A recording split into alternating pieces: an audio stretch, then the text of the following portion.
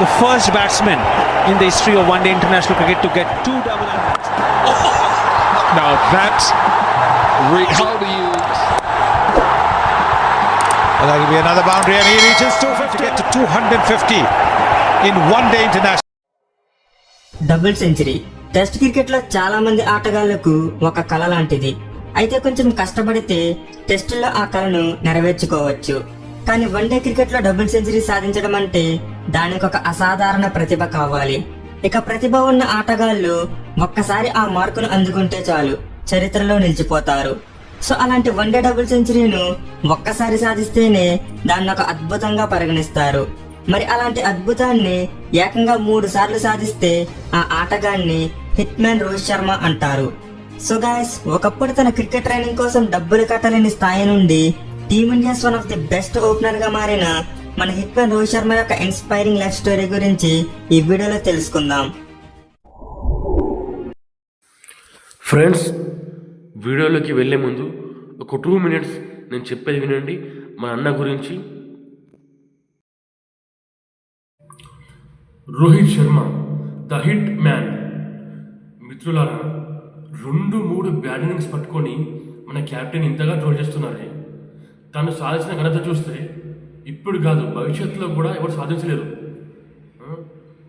మన క్యాప్టెన్ని మనం ఎప్పుడు ఒక శిఖరం మీద ఉంచుకోవాలి, అంతేగాని వేరే దేశం వాళ్ళతోని జత కట్టి మనవాడిని మనం దిగజార్చుకోవద్దు. చాలామంది ప్లేయర్స్కి టెస్ట్ మ్యాచ్లో డబుల్ సెంచరీ అంటే ఒక కళ.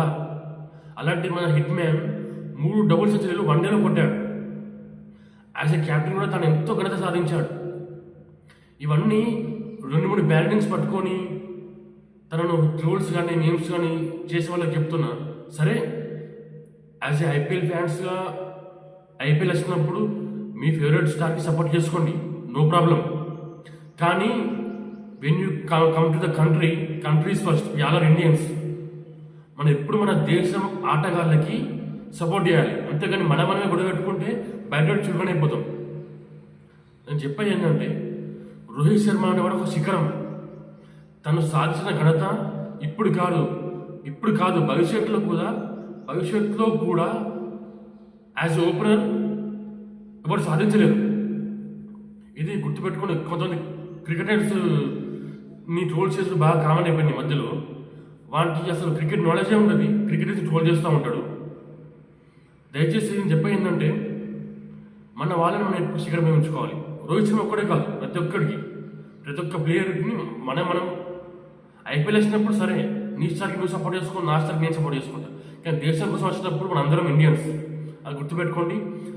ఇప్పుడు రోహిత్ శర్మ ఎదుర్కొన్న స్ట్రగుల్స్ కావచ్చు, చిన్నప్పటి నుంచి వెళ్ళి తను ఎలా క్రికెటర్ అయ్యాడు, తన సాధించిన ఘనత ఏంది యాజ్ ఎ ప్లేయర్గా, యాజ్ ఎ క్యాప్టెన్గా ఈ వీడియోలో తెలుసుకుందాం. Rohit Sharma the hit man. Double century test cricket లో చాలా మంది ఆటగాళ్లకు ఒక కళ లాంటిది. అయితే కొంచెం కష్టపడితే టెస్టుల్లో ఆ కళను నెరవేర్చుకోవచ్చు. కానీ వన్డే క్రికెట్ లో డబుల్ సెంచరీ సాధించడం అంటే దానికి ఒక అసాధారణ ప్రతిభ కావాలి. ఇక ప్రతిభ ఉన్న ఆటగాళ్లు ఒక్కసారి ఆ మార్కును అందుకుంటే చాలు చరిత్రలో నిలిచిపోతారు. సో అలాంటి వన్డే డబుల్ సెంచరీను ఒక్కసారి సాధిస్తేనే దాన్ని ఒక అద్భుతంగా పరిగణిస్తారు. మరి అలాంటి అద్భుతాన్ని ఏకంగా 3 సార్లు సాధిస్తే ఆ ఆటగాన్ని హిట్ మ్యాన్ రోహిత్ శర్మ అంటారు. సో గాయస్, ఒకప్పుడు తన క్రికెట్ ట్రైనింగ్ కోసం డబ్బులు కట్టలేని స్థాయి నుండి team India's one of the best opener గా మారిన మన హిట్ మ్యాన్ రోహిత్ శర్మ యొక్క ఇన్స్పైరింగ్ లైఫ్ స్టోరీ గురించి ఈ వీడియోలో తెలుసుకుందాం.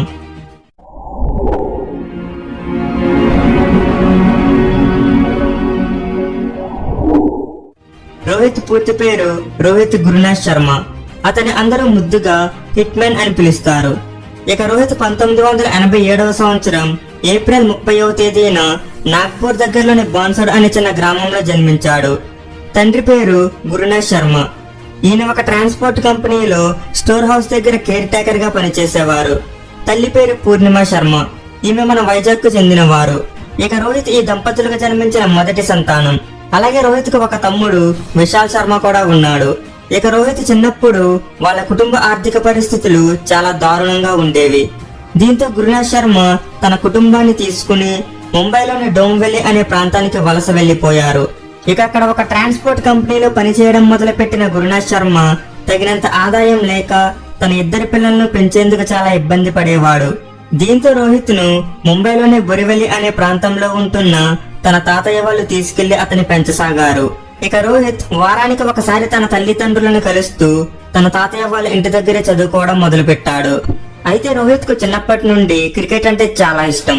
దీంతో తనకు 8 ఏళ్ల వయసు వచ్చేసరికి నేను క్రికెటర్ ను కావాలనుకుంటున్నా అని తన ఇంట్లో వాళ్ళకి చెప్తాడు. అంతేకాకుండా అప్పట్లో పార్ట్ టైం గా కోచింగ్ ఇస్తున్న దినేష్ లాడ్ దగ్గర స్టూడెంట్ గా చేరేందుకు ఇంట్లో వాళ్ళని ఫీజు కట్టడం కోసం 200 రూపాయలు కూడా అడుగుతాడు. అయితే ఇంట్లో వాళ్ళు నచ్చ చెప్పడానికి ఎంత ప్రయత్నించినా గానీ రోహిత్ మాత్రం ముందుకేసి కూర్చుంటాడు.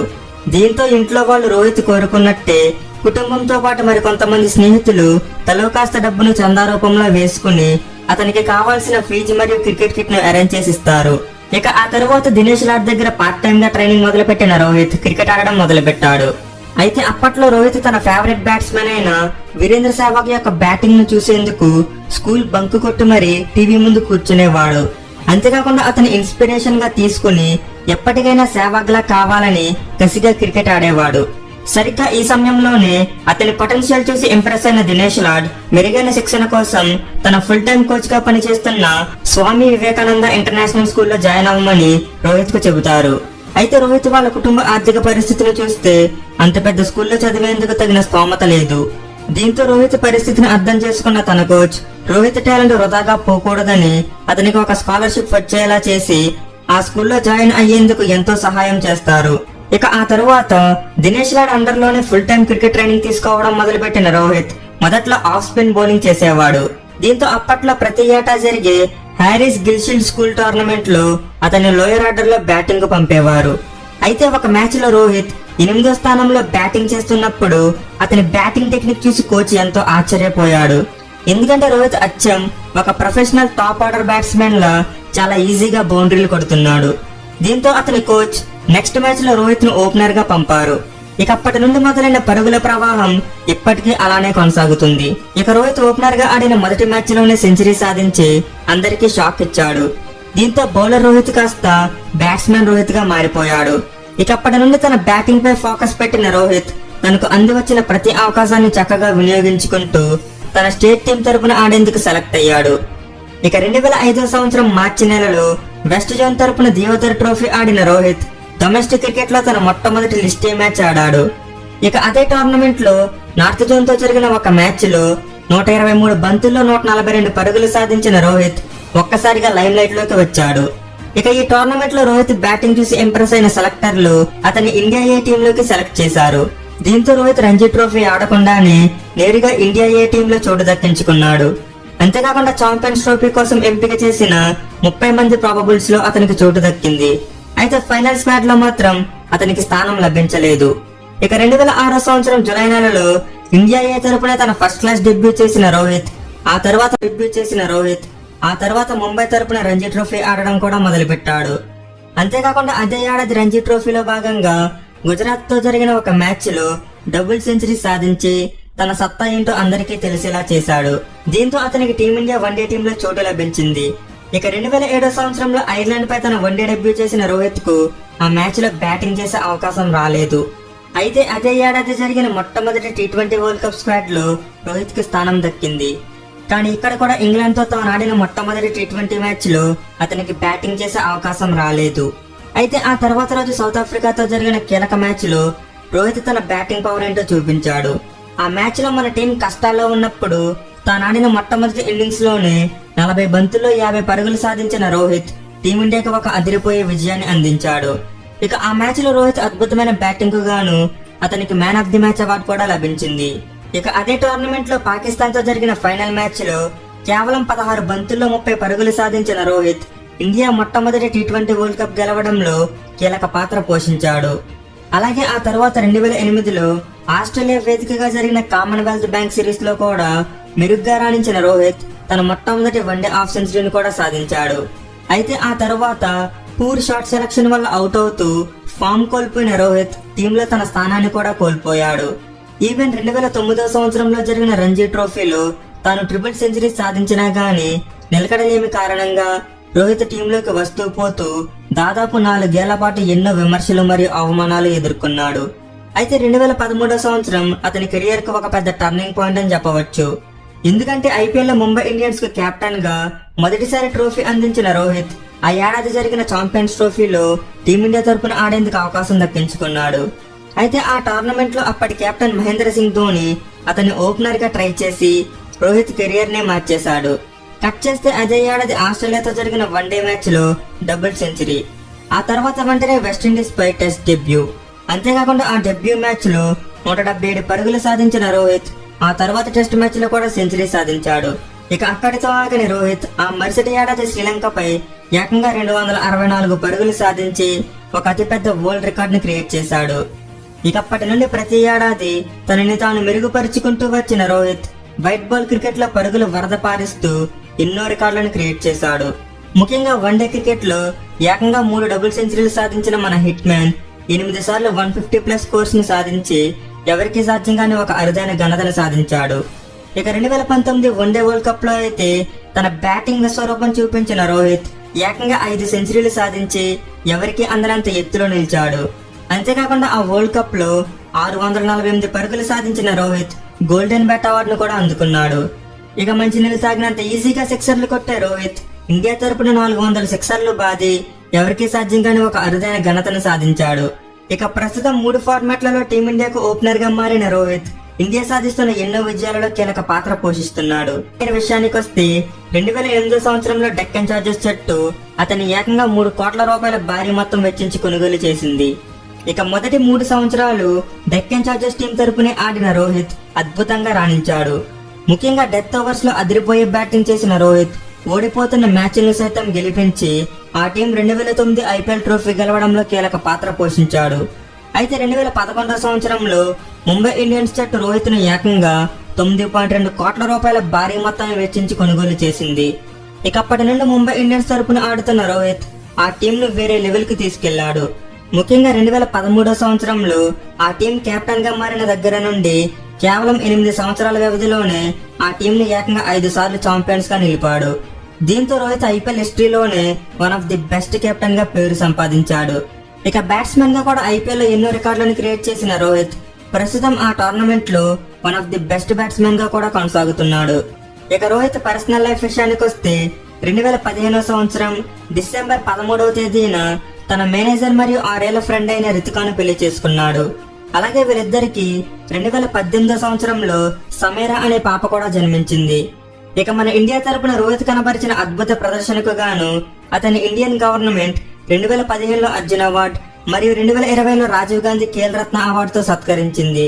ఇక రోహిత్ కు యానిమల్స్ అంటే చాలా ఇష్టం. దీంతో వాటి సంరక్షణ కోసం 2015లో పేట అనే ఒక యానిమల్ కేరింగ్ సంస్థలో జాయిన్ అయ్యి ప్రతి ఏటా వాటి సంరక్షణ కోసం విరాళాలు ఇస్తున్నాడు. ఇక చిన్నప్పుడు ఒక అద్దె ఇంట్లో బ్రతికిన రోహిత్ కుటుంబం ఇప్పుడు ఇండియాలో one of the most richest cricketer ఫ్యామిలీగా మారిపోయింది. సో తన లైఫ్ లో ఎన్నో అవమానాలు మరియు విమర్శలను ఎదుర్కొన్న రోహిత్ వాటన్నింటికీ తన బ్యాట్ తోనే సమాధానం చెప్పి క్రికెట్ లో హిట్ మ్యాన్ గా తనకంటూ ఒక ప్రత్యేక స్థానాన్ని సంపాదించుకున్నాడు. సో ఇది ఫ్రెండ్స్ మన హిట్ మ్యాన్ రోహిత్ శర్మ యొక్క ఇన్స్పైరింగ్ లైఫ్ స్టోరీ. ఈ వీడియో కనుక మీకు నచ్చినట్లయితే లైక్ చేసి షేర్ చేయండి. మరిన్ని ఇలాంటి ఇంట్రెస్టింగ్ బయోగ్రఫీస్ కోసం మన ఛానల్ కి వెంటనే సబ్స్క్రైబ్ చేసుకోండి. Thank you for watching. Have a nice day.